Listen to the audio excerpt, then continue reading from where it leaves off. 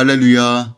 살아 역사하시는 하나님, 어제나 오늘이나 영원토록 동일하신 하나님, 말씀으로 이루시며 말씀의 성취로 우리 안에 하나님의 분명한 뜻이 오늘도 새겨지고 이루어질 것입니다. 성령 하나님을 의지하고 믿음으로 걸어갑시다. 11월 27일 수요일 아침 예배 성삼위 하나님께 올려드립니다. 오늘 하나님의 말씀은 사무엘상 16장 1절부터 13절까지입니다. 사무엘상 16장 1절부터 13절까지입니다. 여호와께서 사무엘에게 이르시되 내가 이미 사울을 버려 이스라엘 왕이 되지 못하게 하였거늘 내가 그를 위하여 언제까지 슬퍼하겠느냐. 너는 뿔에 기름을 채워 가지고 가라. 내가 너를 베들레헴 사람 이새에게로 보내리니 이는 내가 그의 아들 중에 한 왕을 보았느니라 하시는지라. 사무엘이 이르되 내가 어찌 갈 수 있으리까. 사울이 들으면 나를 죽이리이다 하니 여호와께서 이르시되 너는 암송아지를 끌고 가서 말하기를 내가 여호와께서 제사를 드리러 왔다 하고 이새를 제사에 청하라. 내가 내게 행할 일을 가르치리니 내가 내게 알게 하는 자에게 나를 위하여 기름을 부을지니라. 사무엘이 여호와의 말씀대로 행하여 베들레헴의 이름에 성읍 장로들이 떨며 그를 영접하여 이르되 평강을 위하여 오시나이까. 이르되 평강을 위함이니라. 내가 여호와께 제사하러 왔으니 스스로 성결하게 하고 와서 나와 함께 제사하자 하고 이새와 그의 아들들을 성결하게 하고 제사에 청하니라. 그들이 오매 사무엘이 엘리압을 보고 마음에 이르기를 여호와의 기름 부을 자가 과연 주님 앞에 있도다 하였더니 여호와께서 사무엘에게 이르시되 그의 영모와 키를 보지 말라. 내가 이미 그를 버렸노라. 내가 보는 것은 사람과 같지 아니하니 사람은 외모를 보거니와 나 여호와는 중심을 보노니라 하시더라. 이새가 아비나답을 불러 사무엘 앞을 지나가게 하매 사무엘이 이르되 이도 여호와께서 택하지 아니하셨나이까 하니 이새가 산마로 지나게 하매 사무엘이 이르되 이도 여호와께서 택하지 아니하셨나이니라 하니라. 이새가 그의 아들 7을 다 사무엘 앞으로 지나가게 하나 사무엘이 이새에게 이르되 여호와께서 이들을 택하지 아니하셨나이다 하고 또 사무엘이 이새에게 이르되 내 아들들이 다 여기 있느냐. 이새가 이르되 아직 막내가 남았는데 그는 양을 지키나이다. 사무엘이 이새에게 이르되 사람을 보내어 그를 데려오라. 그가 여기 오기까지는 우리가 식사 자리에 앉지 아니하겠노라. 이에 사람을 보내어 그를 데려오매 그의 빛이 붉고 눈이 빼어나고 얼굴이 아름답더라. 여호와께서 이르시되 이가 그니 일어나 기름을 부으라 하신지라. 사무엘이 기름 뿔병을 가져다가 그의 형제 중에서 그에게 부었더니 이날 이후로 다윗이 여호와의 영에 크게 감동되니라. 사무엘이 떠나서 라마로 가니라. 아멘. 하나님의 말씀입니다. 하나님은 슬퍼하는 사무엘에게 새로운 왕이 될 자에게 가서 기름을 부으라고 명령하십니다. 사람의 중심을 보시는 하나님은 사무엘에게 이새의 아들 중 다윗을 선택하여 기름을 붓게 하죠. 그 후반부에는 이제 여호와의 영이 떠난 사울은 악령으로 인하여 고통과 어려움을 겪는 일과 또 신하들의 말을 듣고 다윗을 데려가 수금을 타게 하는 내용이 14절부터 이제 23절까지 기록되어 있습니다. 오늘 본문은 하나님의 그 한탄으로 인한 또한 사울의 불순종으로 인하여 그가 이제 마침내 하나님께서 그를 버리시고 또한 그 버리는 사건을 통해서 사울이 어려움과 슬픔에 잠기지만 다시 하나님께서 이새의 아들 다윗을 선택함으로써 다시 한번 하나님 중심적인 나라를 세워가겠다는 그 과정 중에 바로 이제 다윗에게 기름을 붓는 그 배경과 그 사건이 기록되어 있습니다. 먼저 여호와께서 사울으로 인하여 슬퍼하고 있던 사무엘에게 베들레헴 사람 이새의 아들 중에 이스라엘 새로운 왕을 예비하셨다. 그러므로 뿔에 기름을 채워 그에게 가라고 명령하시죠. 사무엘이 하나님 여호와의 지시대로 베들레헴으로 가서 이새와 그 아들들에게 제사에 청한 사건이 계속 기록되어 있고요. 또한 사무엘이 하나님의 지시에 따라 이새의 8째 아들 중 말내 아들인 다윗에게 기름을 붓고 고향 라마로 돌아간 사실을 기록하고 있습니다. 성경은 왜 다윗이 그 자리에 처음부터 없었는지를 명확하게 설명하진 않습니다. 하지만 여러 가지 유추해 본 결과 다윗은 아마도 가족 안에서도 어떻게 보면 좀 버려진 존재, 하찮은 존재라는 사실을 우리가 어느 정도 좀 유추할 수 있습니다. 다윗은 무명의 소년으로서 사무엘에게 기름 부음을 받고 어떻게 보면 이제 구속사의 무대에 등장하여 장차 이스라엘 왕이 됨으로써 이스라엘 역사상 가장 위대한 왕이 됩니다. 그러나 다윗이 왕이 되기까지는 약 15년 후의 일입니다. 이스라엘 전체의 왕이 되기까지는 그로부터 이제 18년, 그러니까 총 합쳐서 대략 20년이 넘어 흘러야만 가능했던 일입니다. 그럼에도 불구하고 그 기간 동안 다윗은 사울에게 쫓겨 도피 생활을 하게 되죠. 숱한 고난을 당하게 됩니다. 하지만 다윗은 결코 그런 시간 동안에 믿음을 꺾지 않고 하나님만 바라보며 나아가죠. 그리고 그것이 연단과 훈련을 통해서 마침내 그가 왕이 되었을 때 하나님의 말씀 안에 통치 안에서 40년 동안 이스라엘을 다스리게 됩니다. 자, 오늘 본문 말씀 우리가 더 집중하고 생각해야 될 것이 무엇이 있을까요?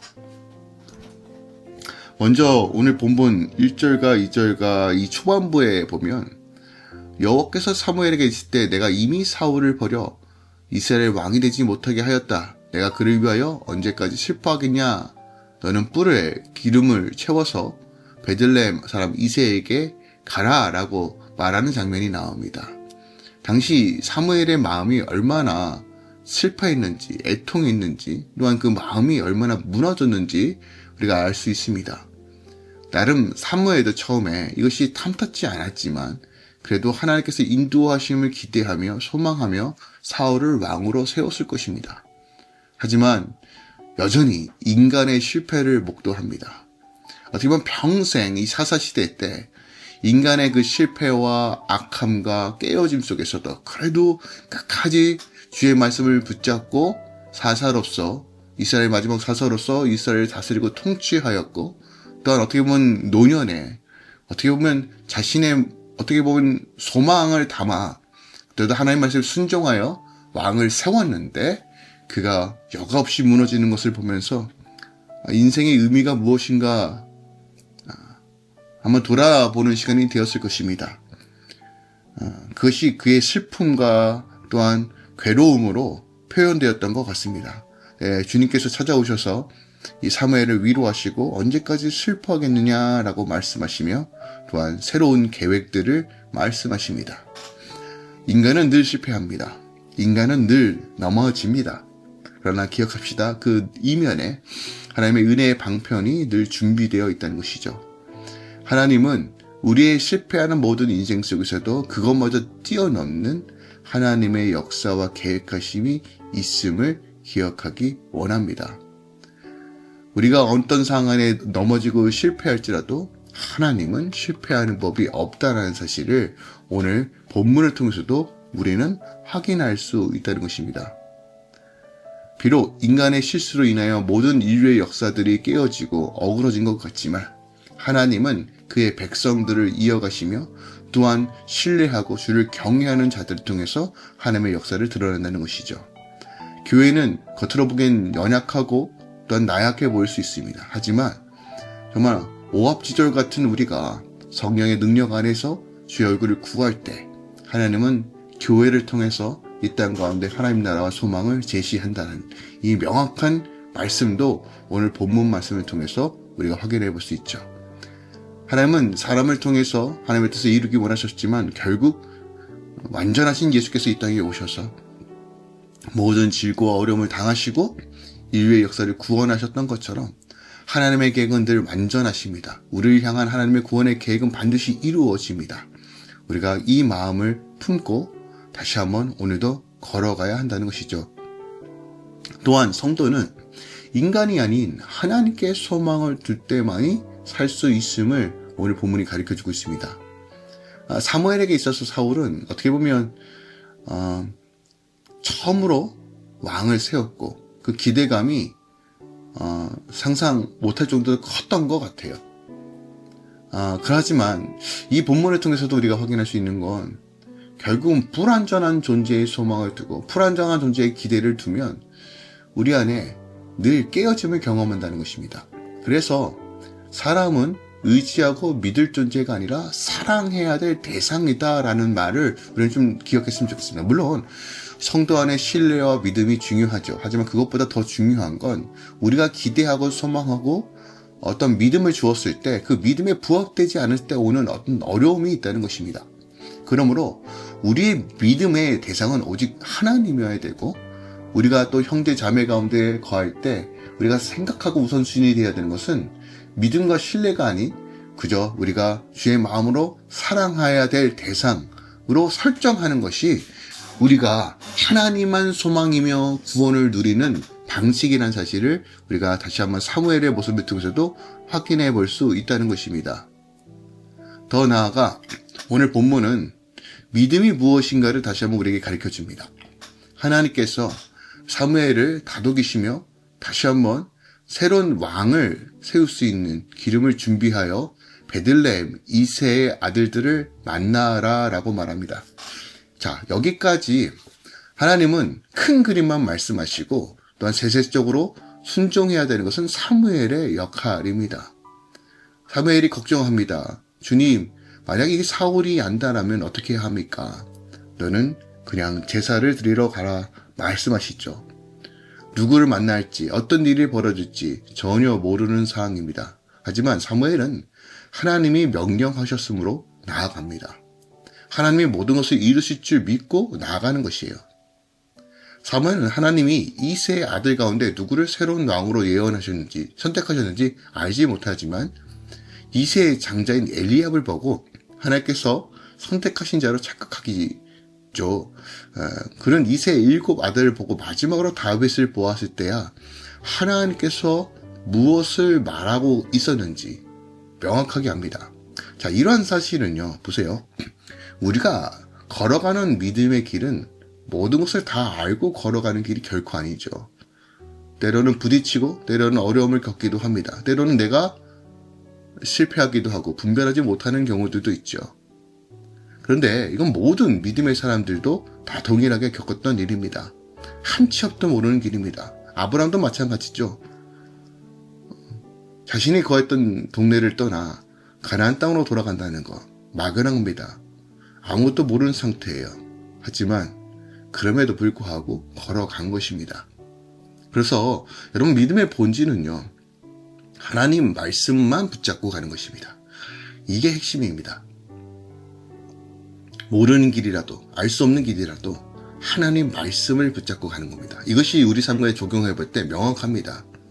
지금 당장 내가 해가 되고 지금 당장 내가 억울한 일이 닥쳐도 주의 말씀을 붙잡는 것입니다. 이게 굉장히 우리 삶 가운데 어렵습니다. 왜냐하면 실질적으로 내 삶의 유익과 불이익이 보여지는 것처럼 보여지는 수많은 상황들을 만나기 때문입니다. 내가 당할 수 있고 내가 억울할 수도 있는 그런 상황 속에서 하나님께서 말씀을 주셨다면 그 말씀을 붙잡고 가십시오.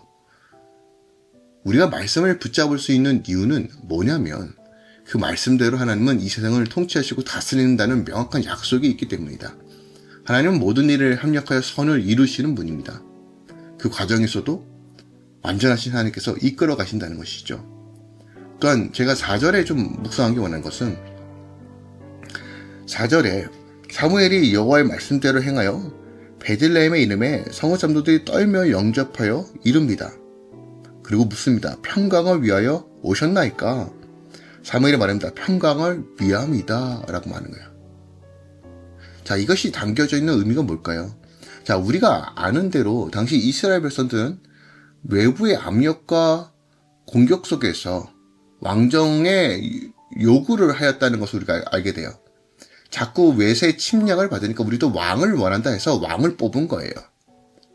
그리고 그들의 소원대로 왕을 뽑았지만 여전히 평안과 안식이 없는 상태라는 것을 오늘 본문은 우리에게 가르쳐주고 있어요. 여전히 사람들의 기대와는 다르게 왕이 있음에도 불구하고 평강을 갈망하고 있습니다. 그런데 이제 사무엘이 기름 부을 이스라엘 새로운 왕이 누굽니까? 바로 이 모든 것들을 척결하고 완전한 해방과 자유를 이루실 의와 공평으로 백성을 다스릴 다윗입니다. 자, 여기서부터 우리는 명확한 메시지가 전달됩니다. 평강을 전하는 자가 누굴까요? 내 안에 평안과 안식을 전할 자가 누굴까요? 물론 평안의 주체이신 주님이시죠. 하지만 하나님을 경외하고 하나님의 마음에 합하여 늘 회개하며 주님께 돌아가는 자에게 하나님은 평안과 안식을 전하는 자로 사용하신다는 것이에요. 내 삶에 억울하고 깨져 있습니까?